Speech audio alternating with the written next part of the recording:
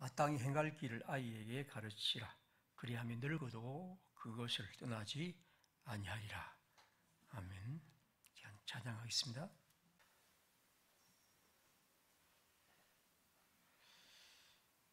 오늘 이 성경은 아주 짧은 한 구절입니다.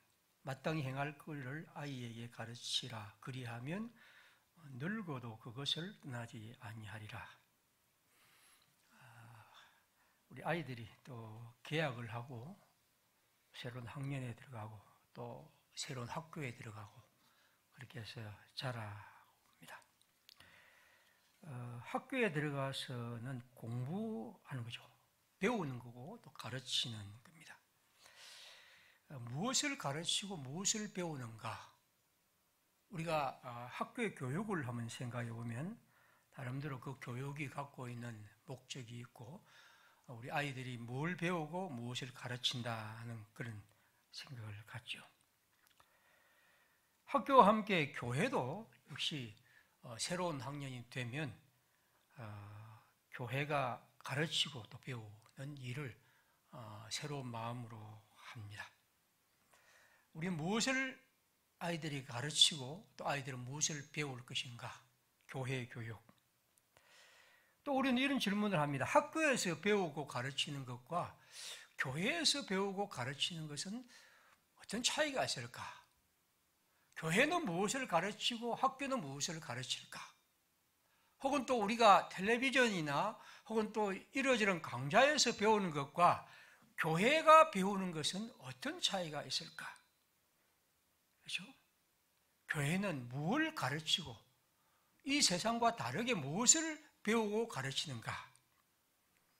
저는 그 의미를 오늘 읽은 성경 말씀이라고 봅니다. 22장 6절 우리 같이 한번 읽겠습니다. 다시. 마땅히 행할 길을 아이에게 가르치라. 그리하면 늙어도 그것을 떠나지 아니하리라. 교회가 가르치는 것은 이 세상의 학교나 또 어떤 아주 훌륭한 강좌에서 가르치는 것과 달리 마땅히 행할 길, 그것을 가르칩니다. 교회는 끝없이 그 마음속에 우리가 지향할, 우리가 가르쳐야 할 것이 뭔가? 그것은 마땅히 행할 길, 그것을 가르치는 거죠. 그럴 때 그 마땅히 행할 길이 그 마음에 살아있고 끝없이 새로워져서 나이가 들어서도 그 길을 떠나지 않은 마땅히 행할 길을 굳건히 가르는 그런 사람이 될 것이다. 오늘 잠언은 우리에게 그렇게 말합니다. 사람들은 보통 자신에 대해서 말할 때 나는 누구누구의 자녀 아들과 딸이고 나는 누구누구의 남편과 아내고 나는 어떤 회사를 다니며 나는 어떤 사업을 하며 나는 어떤 일을 하며 나는 어떤 동네에 살고 있고 우리는 여러 가지로 우리 자신을 규정합니다. 하지만 우리가 이 세상을 살아가면서 내 자신을 규정할 때 나는 하나님의 아들, 딸이고 그분은 내가 내 속에 일하시는 분은 하나님이시고 나는 하나님의 뜻을 품고 살아간다고 말할 수 있어야 하지 않을까 하는 거죠. 어떻게 보면 우리들은 우리 아이들의 장래에 대해서 많은 온갖 마음을 쓰고 있죠. 어떤 사람은 고액의 가외비를 아까워하지 않고 자기 자신은 어렵게 살아도 그렇게 하기도 하고 아주 유치원 때부터 어찌하든지 고급 유치원에 보내려고 하고 방학이 되면 아주 비싼 돈을 들여서 외국 연수로 보내고 심지어 요즘은 아이들 때부터 이문에 다시 말하면 이 재물에 밝아야 한다고 해서 재테크 강좌에 등록시키는 그런 부모들도 있다고 합니다. 그러니까 아이들에게 가르치고 또 배우는 이런 일들에 우리는 혼신의 힘을 기울입니다. 하지만 우리가 마땅히 가야 할 길, 마땅히 걸어야 할 길에 대한 관심은 얼마나 있는가? 그죠?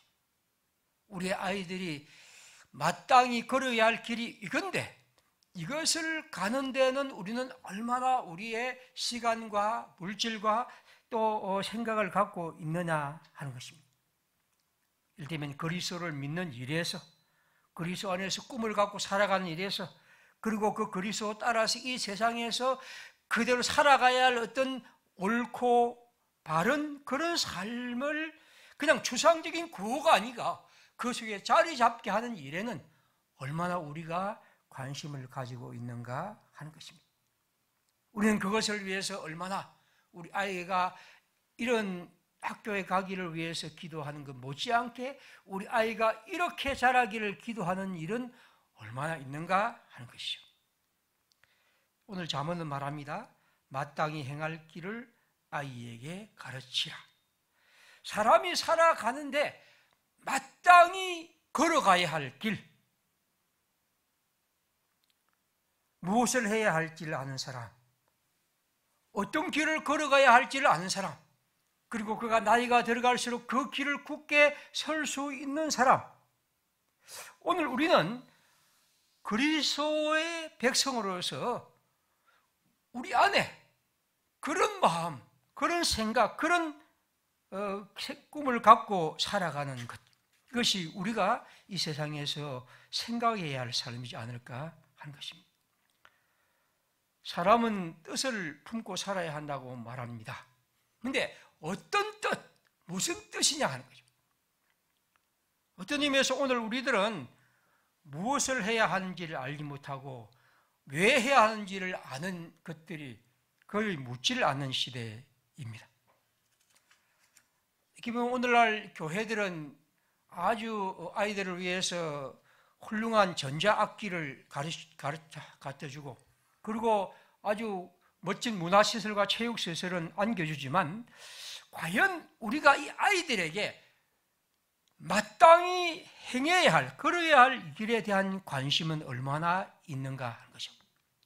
영어 수학을 잘하라, 물론 필요하겠죠. 그렇지만 우리는 하나님의 뜻을 심어주는 일에는 얼마나 우리의 마음을 갖고 있는가 하는 것. 어쨌든 이것은 끝없이 우리가 이 성경을 통해서 생각해야 할 것입니다. 지난 주간에 우리 책 나누면 읽은 책이 비트겐슈타인이라는 사람이 지은 문화와 가치라는 책인데, 그는 이런 얘기를 합니다. 우리들은 근본, 뿌리로 파고 들어가지 않는다. 그걸 자꾸만 잊어버리고 생각하지 않는다. 우리는 그 근본과 뿌리에 대한 물음표를 충분히 또 깊게 던지지 않는다. 우리들의 삶은, 모든 현대인들의 삶은 그런 문제에 대한 관심이 없다 하는 것이 그의 안타까운 마음입니다. 그런 의미에서는 이것은 우리 아이들의 문제라기보다도 우리 어른들의 문제이지 않을까 하는 거죠. 오늘 우리들은 우리들의 삶의 의미, 혹은 또 우리가 왜 살아야 하며 어떻게 살아야 하는 문제에 대한 관심을 거의 접어두고 살아가고 있고, 그렇기 때문에 우리는 아이들에게 그것을 생각하고 또 관심 갖게 하는 그런 시간들이 거의 없죠. 지난 주간에 우리가 읽었던 고린도전서 7장 20절 이하에 보면 바울은 우리에게 이렇게 말합니다. 각 사람은 부르심을 받은 그 부르심대로 그대로 지내라. 네가 종으로 있을 때 부르심을 받았느냐? 염려하지 말라. 그러나 내가 자유할 수 있거든 그것을 이용하라. 바울은 우리에게 말합니다. 지금 그 당시가 노예 경제사회이기 때문에 종들이 굉장히 많습니다. 아마 이 통계는 이제 정확하지는 않고 그 옛날 얘기이기 때문에 다양하지만 적어도 한 사회의 3분의 1 이상이 노예였다고 얘기하죠. 엄청난 사람이 노예입니다. 그 사람은 좀 더 많은 노예 숫자라고 그렇게 얘기하기도 하죠. 이런 수많은 노예들이 있는데, 물론 노예들도 그냥 강제 노역을 동원하는 그런 사람도 있지만, 또 어떤 사람은 이솝처럼 이렇게 이제 글도 쓰는 그런 사람도 있습니다. 그래서 다양한 사람의 노예가 있었는데, 그러나 어쨌든 노예라는 것은 그 신분 자체가 고통스럽고 어렵죠. 바울은 말합니다. 여러분이 지금 하나님이 여러분을 부르셨을 때에 그 부르심을 받은 그대로 지내라. 혹시 여러분이 종으로 부르심을 있을 때 부르심을 받았다면 그것 가지고 너무 내가 종이라고 염려하지 말고 그것에 대해서 너무 안달하지 말고 그냥 그대로 지내라. 물론 자유를 얻을 수 있다면 그걸 이용해서 그 자유를 얻으라 얘기합니다. 우리가 볼 때는 여러분, 노예에서 종에서 자유를 얻는 것은 얼마나 중요합니까? 저는 아마 그 사람의 삶에서 그것만큼 중요한 일이 있을까 하는 생각을 갖습니다. 그런데 바울은 그것을 말하죠. 물론 종에서 자유를 얻으려면 힘써라. 난 그건 좋다고 본다. 하지만 그것에 대해서 너무 염려하지 말고 그 노예 상태에 대해서 너무 여러분이 그것에 깊은 관심을 갖고 그렇게 살아가지 말라는 겁니다. 어떻게 보면 바울은 노예가 아니었기 때문에 아주 편한 소리를 하고 있다. 우리는 그렇게 비판할 수도 있겠죠. 그런데 바울이 말하고 싶은 것은 22절에 보면 주 안에서 부르심을 받은 자는 종이라도 주께 속한 자유인이요. 또한 그와 같이 자유인으로 있을 때 부르심을 자는 그리스도의 종이라. 그 다음에 뭐라고 했습니까? 너희는 사람의 종이 되지 말라. 그렇게 하죠. 즉 바울의 마음속에는 뭐냐 하면 물론 그 종에서 자유를 얻는 것이 중요하지만 더욱 중요한 것은 우리가 그리스도의 종이고 그리고 우리는 결코 사람의 종이 아니란 이 사실 안에서 우리 안에 내가 그리스도 안에서 누리는 자유, 그분이 나를 자유롭게 하는 그 자유에 대해서 깊이 생각하고 그것이 우리의 중심이 되어야 한다고 말합니다. 물론 여러분 이것은 기독 역사에서 굉장히 비판받아야 했던 문제이기도 합니다. 제가 읽은 마르크스는 이런 부분에 대해서 기독교의 자유가 외적인 이런 사회적 자유를 무시한다고 해서 비판하고 있지만 그러나 그 비판은 적어도 바울은 그런 것을 여기 자유를 얻는 것을 잘못됐다. 그것은 아무것도 아니라고 말하는 건 아닙니다. 그러나 우리가 늘 생각할 것은 그리스도 예수께서 베푸신 자유를 언제나 중심으로 생각하고 그 안에서 우리는 생각하고 살아가고 힘을 얻고 가라 하는 것입니다. 노예의 해방이 필요하지만 그러나 하나님 안에서 누리는 자유를 귀하게 여기며 그것을 추구하며 그것을 결코 여러분의 중심에서 벗어나지 않도록 하라 하는 것이 사도의 마음입니다. 오늘 우리는 어떤 의미에서 그리스도가 우리에게 주신 자유, 하나님이 우리를 구원하신 이 구원의 사실, 그리고 그가 우리에게 말씀하신 삶의 여러 가지 여정, 이렇게 살고 저렇게 살아가는 것. 이를테면 예수님이 우리에게 8가지 복을 말씀하시면서 마음이 가난한 자, 우는 사람, 남을 긍휼히 여기는 사람, 이런 사람들이 복이 있다고 할 때 그것을 우리가 마땅히 가야 할 길로 생각하고 그 눈물 속에서 남을 사랑하는 속에서 우리 안에 행복을 누리며 기뻐하며 살아가는 이 긍지가 우리에게 있어야 하는데 오늘 우리에게는 마땅히 행할 길에 대한 그런 생각이 사라지면서 우리는 이 세상 사람들이 생각하는 그런 방법으로 살아가고 마땅히 행할 길이 우리에게 사라지지 아니하는 것이죠. 자꾸만 제가 말씀드리지만 오늘날 우리나라 한국 사회의 사람들의 가장 중요한 것이 뭡니까? 안락한 주택을 소유하는 거죠. 물론 여러분 안락한 주택은 필요합니다. 저는 그걸 인정합니다. 하지만 안락한 주택이 우리들의 삶에 마땅히 가야 할 길은 아니지 않습니까? 안락한 주택이 우리의 마땅히 가야 할 길이라 한다면 영거리를 해서 이걸 하고 저거 온갖 우리는 하겠죠. 그러나 마땅히 가야 할 길이 그것이 아니라고 한다면 우리에게 그리스도인들이 그런 일들에 끝없이 휘둘린다는 것은 얼마나 슬픈 일이냐는 것입니다. 우리가 이른바 좋은 대학을 합격하고 좋은 직장을 갖고 우리가 이 땅에서 안락하고 편안한 그런 삶을 살아가는 것 물론 필요하겠죠. 그건 우리에게 개인으로 최상의 것일 수가 있습니다. 하지만 여러분, 그건 우리의 삶의 한 부분이고 우리가 살아갈 길은 마땅히 행할 길을 우리의 삶에 끝없이 기억하며 살아가는 것입니다. 그리스도인은 이러한 목표와 지향, 이것이 우리에게 언제나 살아있어야 하고, 그럴 때 우리는 그를 비로소 그리스도인이라고 부를 수 있습니다. 오늘 우리는 예수를 믿는 것과 예수를 따라 살아가는 것과 예수께서 우리에게 말씀하신 이러저러한 삶의 여정이 가장 마땅히 행할 길이라고 우리는 생각하지만, 우리가 살아가는 삶은 어찌하든지 우리를 산만하게 그것에서 벗어나게 하죠. 그건 아니에요. 그런 희한한 소리를 하나, 그런 달나라 얘기를 하나, 어떤 의미에서 사람들은 끝없이 우리로 마땅히 행할 길에서 벗어나게 하려는 그런 수많은 유혹으로 우리는 살아가고 있습니다. 주위의 산만, 어떻게 보면 이 산만한 생활들이 우리의 삶의 모습이기도 하고, 우리는 그런 생각들을 끝없이 가지지 못하도록 세상 사람들은 우리를 유혹하고 있죠. 오늘 제가 소개하고 싶은 것은 아마 여러분이 한 번씩 들었을 거예요. 토마스 칼라일이라는 사람이 지은 이 의상 철학이라는 책이 있습니다. 우리나라에 번역된 책인데, 이 책을 제가 한번 보통 사람이 알려진 영웅 숭배론 이런 책인데, 그 책도 하고 제가 이 두 책을 읽어봤는데, 이런 재미있는 글이 있습니다. 이 칼라일은 어떤 이제 백작의 묘비명을 이제 아마 자기가 연구한 가운데 이제 구성해서 이렇게 묘비명을 알립니다.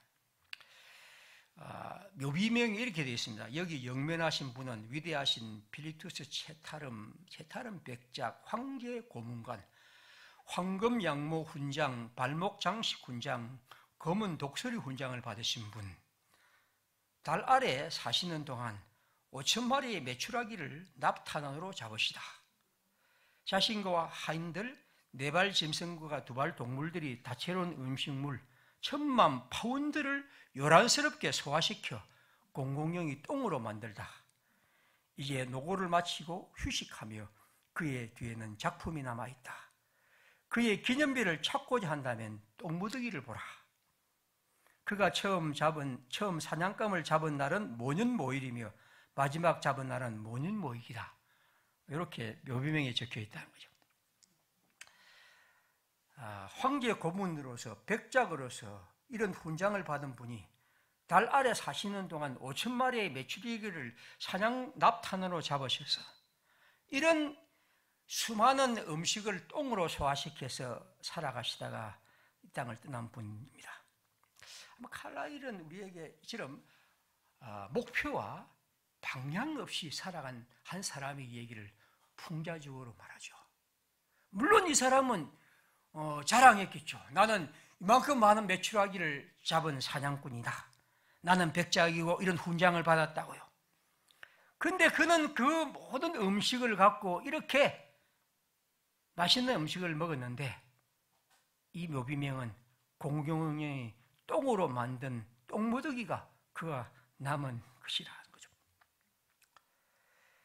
한 시대를 살아간 사람들이 마땅히 행할 길을 걷지 않고 생각지 않고 그렇게 살아간 사람들의 얘기입니다.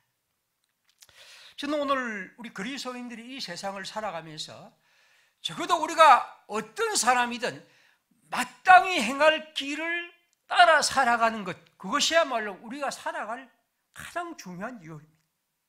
저는 이것을 꼭 말씀드리고 싶고, 우리의 생에서 내가 어떤 삶을 사람들이 우리를 평가하더라지 내가 그리스도 예수 안에서 마땅히 살아갈 길을 살아간 사람으로 사람들에게 기억되기를 우리는 꿈꿔야 할 거죠. 저는 우리 시대에 이 마땅히 행할 길을 방해하는 많은 일들이 있지만 그 중에 사상으로는 이 진화론이라고 생각합니다. 저는 맹목적인 이 창조과학자는 절대로 아닙니다. 그래서 제가 자주 창조과학에 대한 것을 비판하고 창조 얘기를 과학으로 푸는 이 어처구니 없는 이 신학자들이나 과학자들이 그들이 굉장히 하나님을 잘 믿는다고 하는데 그건 굉장히 큰 문제라고 봅니다.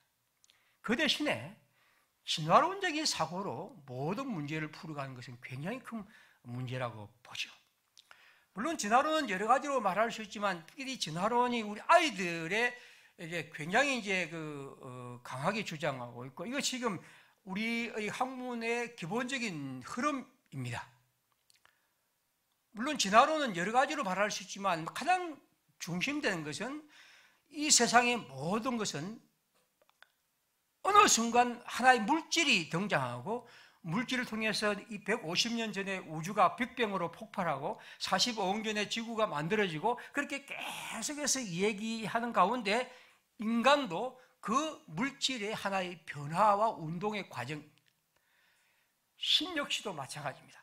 모든 것은 물질의 운동과 변화의 과정으로 봅니다.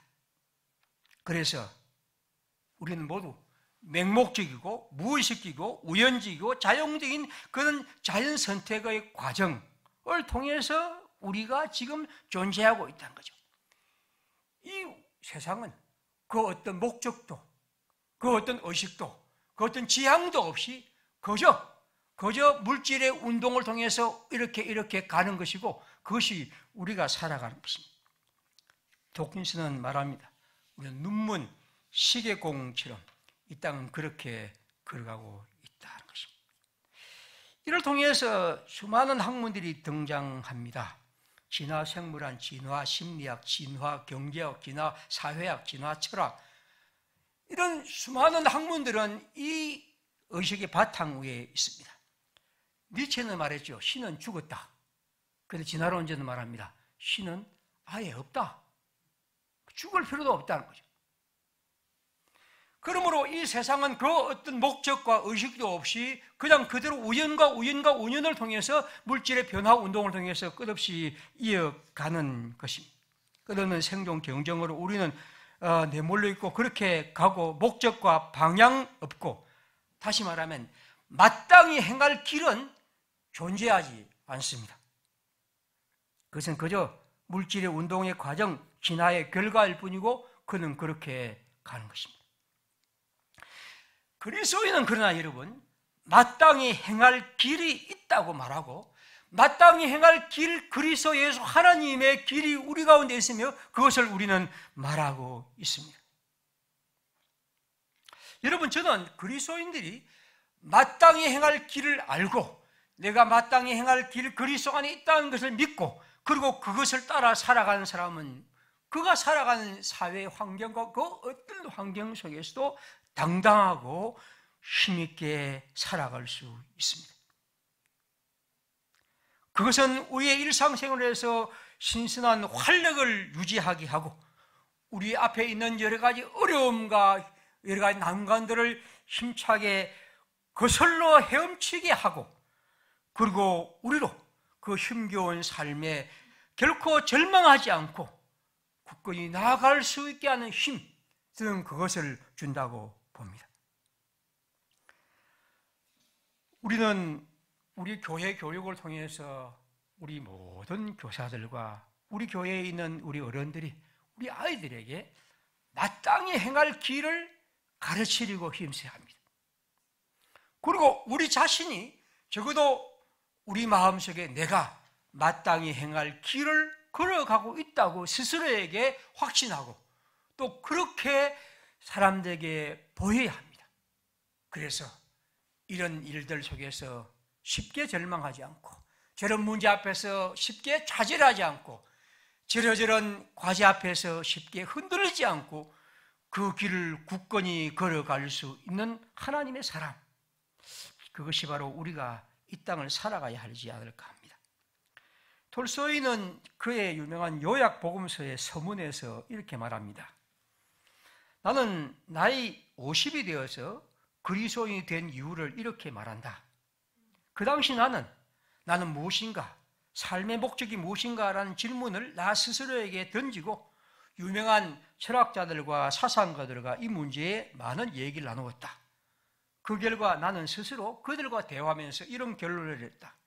나라는 존재는 원자들의 우연한 결합이고, 나의 삶에는 아무런 목적이 없으며 삶 자체가 악이라는 결론에 도달한 것이고, 그래서 난 절망했다.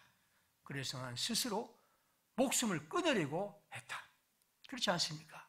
모든 것이 우연이고 아무것도 목적이 없고 아무런 의미가 없는 것이라 한다면, 그러다가 나는 우연히 그 오래전에 어릴 때 나와 함께 신앙생활을 유지하던 어린 시절을 회상했다. 그 당시에 나에게는 삶의 의미가 있었고 돈과 재산이 나를 더럽히기 전에 신앙을 굳게 지키던 수많은 사람들을 보았고 그들이 삶의 의미를 알았다. 여러분, 그리스도의 사람들, 그리스도인이야말로 진정으로 자신의 삶의 의미를 깨달을 수 있는 사람입니다. 저는 이 아돌프 로스라는 사람, 이 사람은 설계자였는데 건축가였죠. 이분이 지은 책 중에 장식과 범죄란 책 제목이 좀 특별합니다. 이 사람은 장식을 건축하고 모든 것을 만들 때 장식을 만드는 것을 한마디로 범죄라고 생각합니다. 다시 말하면 어떤 건물이니 어떤 물건이든지 그것은 가장 중요한 것은 그의 쓰임새가 무엇이냐 하는 것을 잊지 말아야 한다는 거죠. 그래서 그가 하나 예를 들면서 프랑스 혁명 때 프랑스 궁정에 있는 의자들을 말하는데, 그 의자를 너무 화려하게 멋지게 조각하면서 그가 생각할 때 이 의자의 왕비가 몇 번 앉았을까? 아마 자기가 생각할 때는 일생에 한 2번 정도 앉았을 것이다. 왜냐하면 그 의자는 너무너무 앉기에는 불편한 것이기 때문에. 그것은 그저 장식용이었다. 그러나 이 세상에 사람들이 만든 의자는, 서민들이 만든 의자는, 나무로 만든 의자들은 다 달아서 그 다음 우리에게 전해주지 않았는데, 왜냐하면 그것은 쓰임새 때문이었다. 그건 말하죠. 의자는 그 방향과 목적은 사람들이 앉는 것입니다. 물론 우리는 여러 가지 디자인을 할 수 있겠지만 앉는 것이야말로 의자가 지향해야 할 목표라는 것입니다. 건축가와 설계자는 언제나 그것을 생각하고 그것을 따라서 가야 한다는 것입니다. 여러분, 그리스도인에게 이 목적과 지향이 언제나 살아있어야 합니다. 오늘 이 포스트 모던 시대에는 사람들은 이런 문제에 대해서 생각하는 것을 싫어하고 그냥 다양성, 그냥 자기들의 주체성, 자기들의 좋은 것들만 생각하지만, 저는 그 가운데서도 언제나 우리는 지향하고 걸어가야 할 길이 있다고 믿습니다. 디모데후서 4장에서 바울은 말합니다. 악한 사람들과 속이는 자들은 더욱 악하여져서 속이기도 하고 속기도 하나니, 그러나 너는 배우게 확신한 일에 거하라. 너는 네가 누구에게서 배운 것을 알며 또 어려서부터 성경을 알아나니 성경은 능히 너희로 하여금 그리스도 예수 안에 있는 믿음으로 말미암아 구원에 이르는 지혜가 있게 하느니라. 너는 배우고 확신한 일에 거하라. 우리의 인생에 하나님이 주시는 이 일을 언제나 깊이 간직하고 살아가는 일, 그것이 우리가 해야 할 일이죠. 신윤복 선생이 말한 것처럼 하늘의 비행기는 속력에 의해서 떠 있음에서 알 수 있듯이 우리들의 삶이 잘 걸어가기 위해서는 언제나 생활의 지향, 목적과 속력이 있어야 합니다. 우리의 목적이 분명하고 하나님이 우리에게 주신 구원의 사실이 언제나 우리에게 살아있다면 우리의 생활들은 이 세상의 여러 가지 문제와 과제 앞에서 흐트러지지 않고 정돈하여 살아갈 수가 있을 것입니다. 마지막으로 다시 비트겐슈타인의 이 글 하나를 소개하죠. 종교는 말하자면 수면의 파도가 제 아무리 높더라도 고요함을 유지하는 가장 깊은 바다의 고요함 밑바닥이다. 우리가 신앙을 갖는다는 것은 수면의 파도가 아무리 높고 힘있게 불더라도 그 안에서 고요함을 유지하는 바다의 고요한 밑바닥이죠. 결코 흔들리지 않는, 그리고 든든한 우리의 받침대, 그것이 바로 신앙입니다.